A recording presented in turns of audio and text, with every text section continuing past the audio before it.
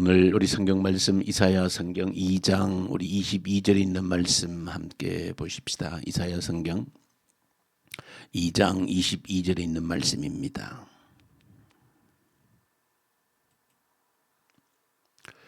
너희는 인생을 의지하지 말라. 그의 호흡은 코에 있나니 샘할 가치가 어디 있느냐.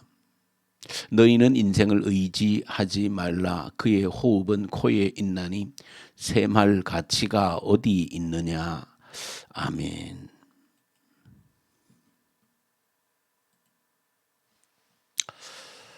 오늘 이사야서 2장을 이 새벽에 함께 묵상합니다.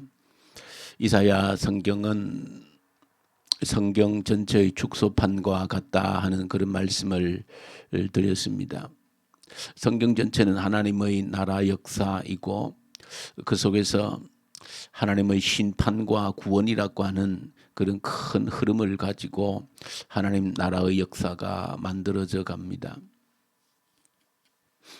때때로 하나님께서는 심판의 채찍을 드시는 분입니다. 개인에게든 또 한 나라에게든 하나님은 참고 또 참으시지만은 또 때가 되면 심판의 채찍을 드시고 또 새롭게 하시는 그런 모습. 그래서 성경은 끊임없이 그 심판과 회복이라고 하는 큰 주제가 흘러갑니다.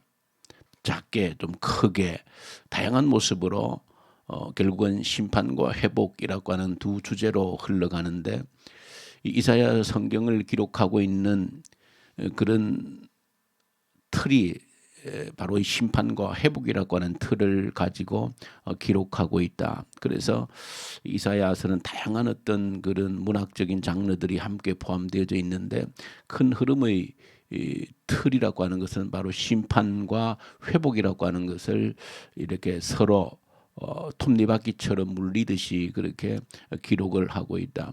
심판 그 자체만이 목적이 아니라는 것은 군데군데 하나님께서 회복에 대한 소망을 이렇게 소개해주고 또 알려줌으로써 이 심판이라고 하는 것이 심판 그 자체의 목적에 있는 것이 아니라 궁극적으로 회복하시기 위함이다라고 하는 그런 틀 속에서 이 심판과 회복을 이 톱니바퀴처럼 맞물려서 이렇게 돌아가도록 또 이사야 성경이 기록되어져 있는 전체 틀의 구조가 심판과 회복이라고 하는 두 축을 중심으로 그렇게 굴러가게 되어집니다. 오늘 2장 본문 속에서도 한편에서는 심판의 모습을 보여주고 있고 또 한편에서는 회복에 대한 소망을 같이 보여주고 있습니다. 그래서 우리가 성경을 볼 때 또 이사야 성경을 볼 때 항상 두 가지 축을 같이 놓고 보셔야 된다. 한쪽에만 치우쳐서 보게 되어지면은 심판에만 치우쳐서 보게 되어지면은 절망할 수 있고 또 심판을 보지 않고 소망만을 보다가 보면은 우리 죄에 대해서 둔감해지는 그런 또 실수를 하게 되어집니다. 그래서 이 심판과 회복이라고 하는 두 가지 측면을 늘 염두에 두고 우리가 성경을 보셔야 되고 또 하나님께서 우리를 다루시는 손길 또한 마찬가지라고 하는 사실을 기억하셔야 됩니다. 때때로 하나님께서 우리 개인에게든 또 이 나라에게든 또 이 지구촌 전체에게든 하나님께서 이 땅을 주관하시는 방법 역시도 이 두 가지 축으로 돌아간다라고 하는 사실을 기억하셔야 됩니다. 한 축은 심판입니다. 채찍을 내리치시는 겁니다. 그러나 그 채찍과 심판이 목적이 아니므로 또 회복이라고 하는 주제를 하나님께서 다루시면서 이 땅에 구원의 소망, 회복의 소망을 또한 한켠에서 맛보게 하시는 겁니다. 오늘 우리가 읽은 이사야서 2장에도 보시면은 이 두 가지 내용이 서로 섞여서 등장을 하고 있습니다. 한편에서는 이 반드시 일어나게 될 회복에 대한 소망을 다루어 주고 있습니다. 2장 2절부터 우리 4절에 보시면은 이 마지막 때 말이래 하면서 언젠가 다가오게 될 그 회복을 보여줍니다. 그때가 되어질 때 성전을 중심으로 만방이 모여들 것이다 라고 하는 그 회복의 그 영광스러운 모습을 보여주고 있고 하나님께서 다스리는 그런 때가 되어질 때에 더 이상 전쟁이 없는 창을 펴서 낫을 만들고 무기를 새롭게 쟁기로 만들어서 더 이상 전쟁이 없는 그런 나라가 올 것이다라고 하는 그런 회복을 말하여 주고 있습니다. 언젠가 그런 때가 올 것이고 하나님께서 그런 때가 오도록 역사할 것이라고 하는 소망을, 희망을 보여주고 있는 것입니다. 그러나 지금은 당장 이들이 심판을 받아야 될 지경에 이르렀음을 또 경고하고 그들이 왜 심판을 받는지를 낱낱이 공개를 하고 있는 그런 모습을 같이 보여주고 있습니다. 이들이 하나님께로부터 심판을 받게 되어지는 주요 원인이라고 하는 것은 우상 숭배가 그들에게 심판의 원인이다라고 하는 것을 본문 속에서 또 특별히 6절부터 9절 사이에서 보여주고 있습니다. 왜 너희들이 버림받았는가 하는 이유를 밝혀주는 겁니다. 우상 숭배자가 되어졌기 때문에 결국 너희가 버림받게 되어졌다라고 하는 것입니다. 그러면서 11절부터 21절에 이르기까지 그 하나님의 심판이 어떻게 닥칠 것인가라고 하는 그런 모습들을 보여줍니다. 자, 그러면서 결론적으로 주시는 말씀이 2장 22절에 있는 말씀입니다. 너희는 인생을 의지하지 말라고 하는 것입니다. 그 인생이, 그 생명이 그 코 끝 호흡에 달려 있는 수를 헤아릴 가치가 없는, 셈할 가치가 없는 그런 인생을 의지하지 말라 하는 것으로 오늘 이사야서 2장의 전체 내용의 결론적인 말씀으로 주고 있습니다. 22절 한 절 말씀만 떼어놓고 보면 인생을 의지하면 안 되는구나. 단순하게 우리가 사람을 의지하면 안 되겠다. 오직 하나님만 의지해야지 사람을 의지하면 안 된다. 실제적으로 우리가 사람을 의지하려고 하는 마음, 유혹이 굉장히 크지 않습니까? 조금 더 힘이 있고 능력 있는 그런 사람, 재력이 있든 권력이 있든 이런 사람을 의지하려고 하는, 또 내 가족이, 내 가정 중에 누가 권력이 있거나 재력이 있으면 든든한, 그래서 사람을 의지하게 되어지는 그런 것도 실제적으로 우리 안에 사실은 많이 있습니다. 그래서 22절 자체를 그야말로 사람을 의지하지 말라. 아무리 능력이 있고 재력이 있고 권력이 있는 것처럼 보여도 오늘 본문에 기록하고 있는 것처럼 그 생명이 그 코끝 호흡에 있는 것입니다. 오늘 숨을 쉬지 못하면, 한번 호흡을 하지 못하면 그 생명이 끝나는 것이죠. 의지할 아무런 그런 가치가 없는 겁니다. 어제 우리 뉴스에도 잠깐 제가 짧은 뉴스에 보니까 그 넥센 회장님으로 되어져 있던데, 그것도 아주 큰 기업을 일구고 했던 그분, 이제 54세인데 갑자기 죽었다라고 하는 그런 뉴스를 보았습니다. 아무리 재력을 가지고 있어도 그 코끝 호흡에 멈추면 죽는 것입니다. 그래서 의지할 아무런, 사실은 아무리 재력이 권력이 있어도 의지할 만한 그런 가치가 있는 것이 아니라는 것이죠. 또 우리가 앞으로 이 세상 속에서 보게 되어질 겁니다. 세상을 거머쥔 것 같은 그런 권력을 가지고 있는 자들도 어떻게 소멸되어 가는지, 어떻게 순식간에 사라지는지를 또 우리 눈에 목도하게 될 그런 일들이 또 펼쳐질 것입니다. 그래서 22절을 단순하게 그 아무런 수에 칠 가치가 없는 코끝 호흡에 그 생명이 달려있는 그런 인생을 의지하지 말라 하는 그 말씀으로 우리가 받을 수도 있지만, 좀 더 오늘 이 본문 말씀은 전체 문맥 속에서 보면 좀 더 근본적인 내용을 다루고 있습니다. 인생을 의지하지 말라고 하는 것은 어떤, 물론 다른 그런 권력과 재력을 가지고 있는 사람을 의지하지 말라고 하는 그런 1차적인 의미도 있을 수 있지만, 더 근본적으로 너 인생, 너 자신을 포함해서 너가 너 인생의 주인이 되지 말라고 하는 것입니다.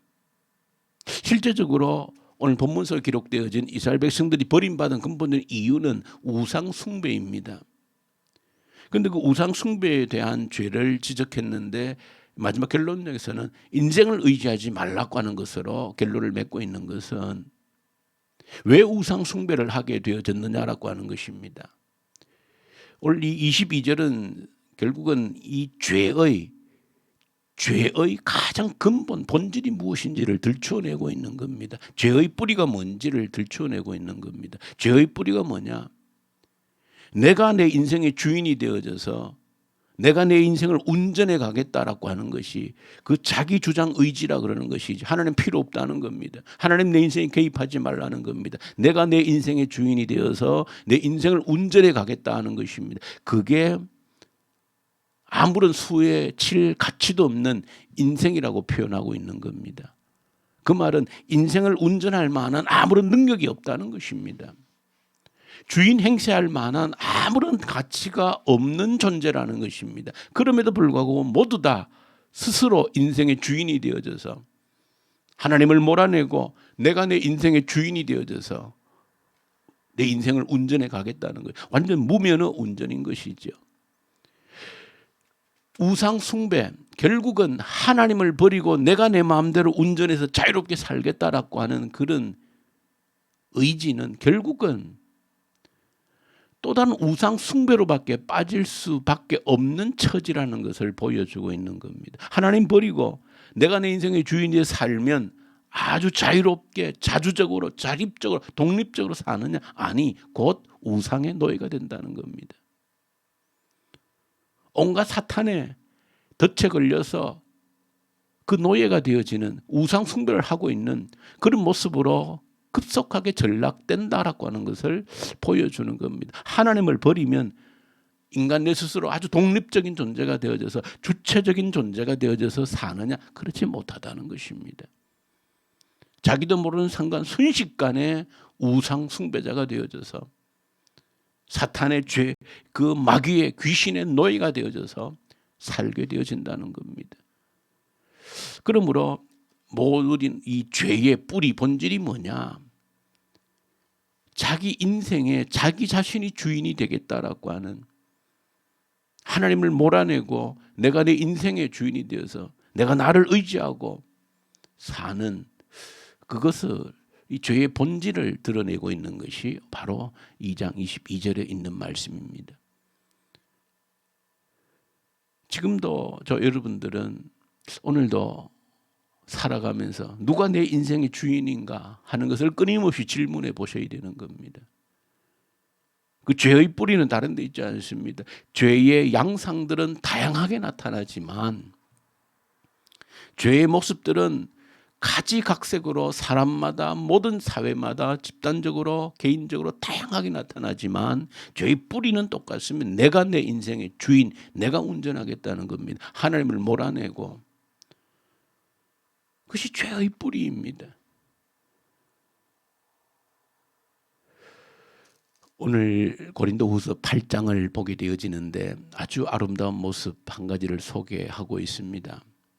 물론 이 고린도후서 8장에서는 바울이 고린도 교회 교인들에게 헌금하는 문제, 연보, 구제 연보를 하는 문제를 기본적으로 다루고 있는 본문이지만 그 속에 참 아름다운 모습을 한 가지 소개를 하는데, 바울이 이렇게 고린도 교회 교인들에게 이야기합니다. 그것은 진정으로 내 인생의 주인이 내가 아니고 내 인생의 주인이 하나님이 되어지실 때에 어떤 일이 일어날 수 있는가 하는 것을 바울이 직접적으로 가르치고 있습니다. 누군가를 섬긴다라고 하는 것, 누군가를 사랑하고 섬긴다라고 하는 것을 일반적인 사람들은 그것을 의무라 생각합니다. 하기 싫지만 해야 되는 의무라 생각하는 겁니다. 그런데 바울은 그렇지 않다는 것입니다. 내가 내 인생의 주인이 되지 않고 하나님이 내 인생의 주인이 되어지면 누군가를 섬긴다라고 하는 것은, 누군가를 사랑하고 섬긴다라고 하는 것은 의무가 아니고 마땅히 행해야 될 책임의 문제가 아니고 내가 마땅히 누려야 될 특권의 문제다.